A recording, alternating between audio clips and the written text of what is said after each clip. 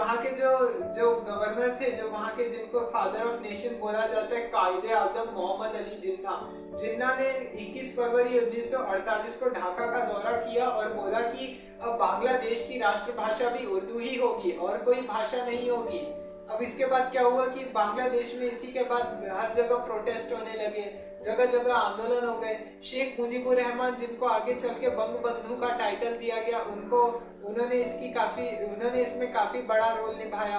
अब इसके बाद क्या हुआ कि जैसे उन्होंने सबसे बड़ा इसमें ये रोल निभाया, अब उसके बाद क्या हुआ, 1970 में वेस्ट पाकिस्तान और ईस्ट पाकिस्तान दोनों को मिला के पूरे पाकिस्तान में इलेक्शन हुए। इलेक्शन किसके बीच हुए?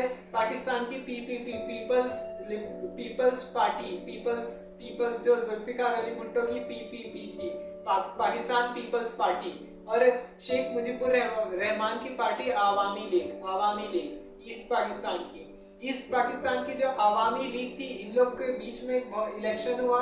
इलेक्शन में ईस्ट पाकिस्तान की आवामी लीग को बहुमत हासिल हुआ, 166 से ज्यादा वोट मिले। और उसके बाद क्या हुआ कि ईस्ट पाकिस्तान की पावर वेस्ट पाकिस्तान के हाथ में भी आ गई। ऐसे में शेख मुजीबुर रहमान को पूरे पाकिस्तान का प्रधानमंत्री बनना था। जुल्फिकार अली भुट्टो और वेस्ट पाकिस्तान की पूरी आवाम को ये चीज पसंद नहीं आई। जनवरी से जो वहां पे हत्याकांड शुरू हुए, वो मतलब बहुत ही बड़ा जेनोसाइड, जनरल टिक्का खान, जिसको बूचर ऑफ बंगाल कहा जाता है, उसने सबसे बड़ा कत्लेआम किया, इतने लोगों की जानें ली, इतना कुछ किया देश में। ऑपरेशन सर्च लाइट लॉन्च कर दिया गया। इसी बीच क्या हुआ, 7 मार्च 1971 को ढाका के एक रेस कोर्स मैदान में शेख मुजीबुर रहमान ने 20 लाख लोगों की रैली बुलाई। 20 लाख लोगों की जो रैली बुलाई, उसमें साफ साफ कह दिया कि अब हमको आजादी ही चाहिए, उसके नीचे कुछ नहीं चाहिए। ये बात जैसे ही पता चली, उसके बाद क्या हुआ कि ईस्ट पाकिस्तान में याह्या खान ने सैनिक भावना से इनको कुचलने का आदेश दे दिया। सैन्य तरीके से इनके लोगों को कुचलने का आदेश दे दिया गया। 25 मार्च 1971 को ऑपरेशन सर्च लाइट शुरू हुआ।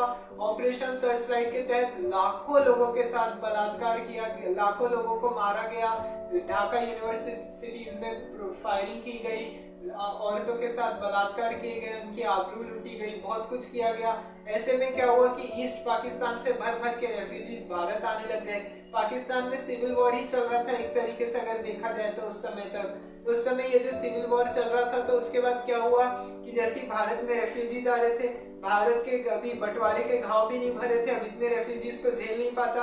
अगस्त आते आते इन रेफ्यूजीज की संख्या 1 करोड़ तक हो गई थी। भारत अब करता क्या?